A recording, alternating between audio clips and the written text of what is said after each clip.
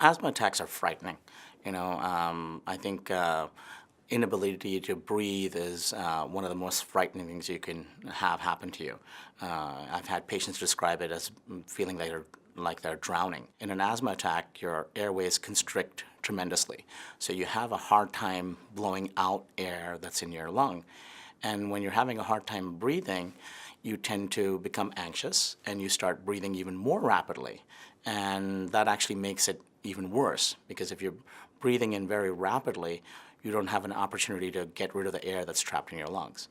So people will start hyperventilating, and it gets worse and worse. Basically, in an asthma attack, people are extremely short of breath. Sometimes they can have chest pain and other symptoms. And the treatment for that really is to get on medication to try to open up the airways. Usually, they'll be in an urgent care or an emergency room at that point. We give them medications to try to relieve the tightening of the airways.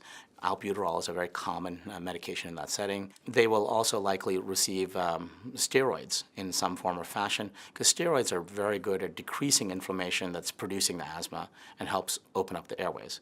The steroids can take some time to work, 4 to 6 hours. So the physicians who are taking care of the patient with asthma at that point will do things to improve their symptoms immediately. And the albuterol is a very good drug.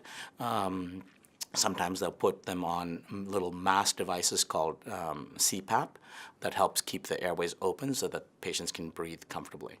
Occasionally, people are so anxious around these, sometimes even using a medication to relieve anxiety can help people through an asthma attack.